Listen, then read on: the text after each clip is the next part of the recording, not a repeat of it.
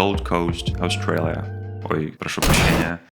Райский уголок, где мечты становятся реальностью. Правда, иногда эти мечты могут быть не совсем приятными. В декабре прошлого года австралийская полиция провела обыски в особняке на острове Хоуп и в офисах на Gold Coast и обнаружила почти $2 миллиона США наличными и $425 тысяч США в криптовалюте. Уже в марте 2024 года следователи выдвинули обвинения в отмывании денег в отношении двух россиян – Дмитрия Римского и Александры Бугровой.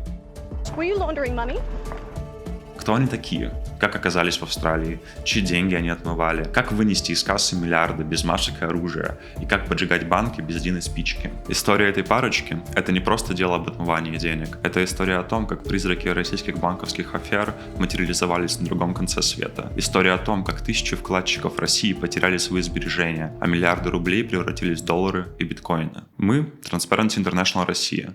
Сегодня начинаем цикл роликов об отмывании денег, о том, как российские миллиарды исчезают из страны и всплывают в самых неожиданных местах. Эта история наделала много шума в Австралии. Журналисты пишут, что наша пара накопила впечатляющий сет недвижимости общей стоимостью в $10 миллионов. Римские и Бугрова начали скупать недвижимость вскоре после прибытия в Австралию в 2015 году. Их первая покупка – дом на Хоуп-Айленд за $1,6 миллиона. Схожую недвижимость в том районе сдают за $2000 в неделю. В 2021 году Бугрова приобрела дом с 5 спальнями в самом большом по площади городе страны – Брисбене за $1 миллион. Еще один дом в пригороде с 3 спальнями за 900 тысяч. Год спустя Римский потратил на недвижимость на Gold Coast $6 миллионов и купил сразу 3 дома. Это по-настоящему роскошные особняки. У домов есть частные причалы, бассейны и прочие радости жизни. Например, дом на Broad Beach Waters имеет 2 частных причала и занимает 46 метров береговой линии реки. Наверное, эти люди просто были в России очень крупными бизнесменами, заработали много денег и вышли на пенсию в Австралии. Правда? Окей, давайте рассуждать как сыщики. Мы знаем, что некие Римские и Бугрова отмывали огромное количество денег. Они граждане России, значит, мы можем предположить, что деньги были тоже из России и, вероятно, получены незаконным путем. Хорошо, это уже что-то. Но чтобы разобраться в этом, давайте вспомним, что такое отмывание денег. Преступные деньги интегрируют в экономику страны, чтобы не вызвать никаких вопросов у государственных органов. Это могут быть вклады в банках, покупка ценных бумаг, криптовалюта, недвижимость и так далее. Мошенники проводят серию сложных финансовых операций, чтобы запутать следы происхождения денег. После этого деньги возвращаются в экономику под видом законных доходов. Отмывание денег – это кровеносная система организованной преступности. Оно позволяет наркокартелям, торговцам оружием и коррумпированным чиновникам пользоваться плодами своих преступлений. Наша же с вами задача – понять, где находится сердце или помпа этой системы.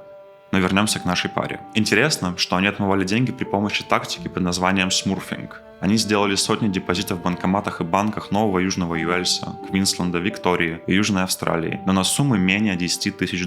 Таким образом, наши герои обходили автоматические системы отчетности финансовых учреждений. Кто же такие Римские и Бугрова? Здесь начинается самое интересное, и в игру вступаем мы. В нашем арсенале есть техники OSINT. Это способ искать данные в открытых источниках.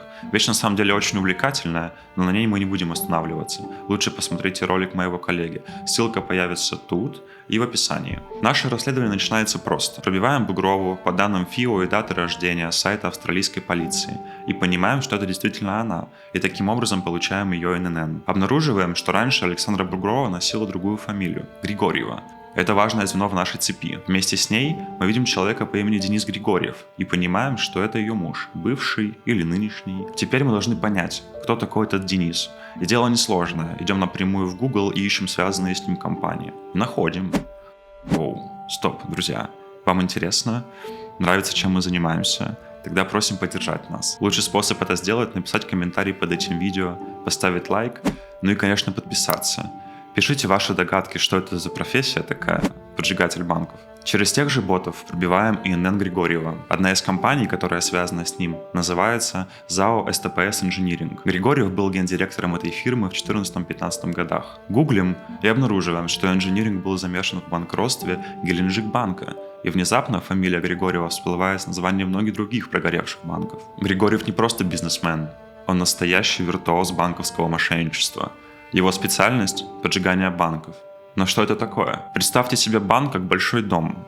Григорьев и его команда проникают в этот дом, находят самые ценные вещи, и пока владельцы и жильцы ничего не подозревают, потихоньку выносят все ценное. А потом поджигают здание, чтобы скрыть следы кражи. Только в роли дома реальный банк, а в роли ценности деньги вкладчиков. Вот как это работает. Сначала создается сеть фирм-однодневок. Григорьев, например, сделал их больше 100. Затем эти фирмы получают кредиты в банке, которые уже находятся в сложном финансовом положении. Деньги быстро выводятся через цепочку транзакций, а фирмы-должники исчезают. Банк остается с огромной дырой в балансе и вскоре банкротится. Ну или сгорает, как вам больше нравится. Результат? Из-за Григорьева больше 3000 человек в Краснодарском крае потеряли свои сбережения. Общий ущерб 900 миллионов рублей. Это только то, что удалось доказать. К счастью, Григорьев легко не отделался. В 2019 году суд приговорил его к 5 годам колонии общего режима. Но это была лишь верхушка айсберга. За ним стоит более крупная фигура – Илья Клигман. Если Григорьев виртуозный исполнитель, то Клигман – настоящий композитор банковских афер. Именно Клигман смог организовать выдачу технических кредитов и другие схемы по выводу активов для всех тех банков, которые окучивал Григорьев. Он является конечным бенефициаром Байкал-банка и Геленджик-банка и еще более десятка разорившихся кредитных учреждений. К сожалению, Клигман смог избежать правосудия. Следствие доказало его вину, однако он сбежал в Германию. Всего в делах о банкротстве таких банков, как Инкаро-банк, Умбанк, Арксбанк, Невский банк, Агросоюз и Байкал-банк, следствие предъявило Клигману требования на сумму более 57 миллиардов рублей. Вдумайтесь в эту цифру. Это почти как 2 бюджета некоторых российских регионов. Или вот вам расчет поинтереснее. На эти деньги можно купить почти миллиард упаковок лапши быстрого приготовления. Итак, как же связаны банковские аферы в России и миллионы долларов на австралийском курорте? Римские и Бугрова — лишь последнее звено в длинной цепочке. Они занимались финальной стадией отмывания, интеграции, превращали грязные рубли в чистые доллары и криптовалюту. Но главными же злодеями этой схемы является поджигатель Денис Григорьев. И если брать выше, Илья Клигман. А ведь самое обидное, что австралийские власти могли обнаружить далеко не все украденные деньги.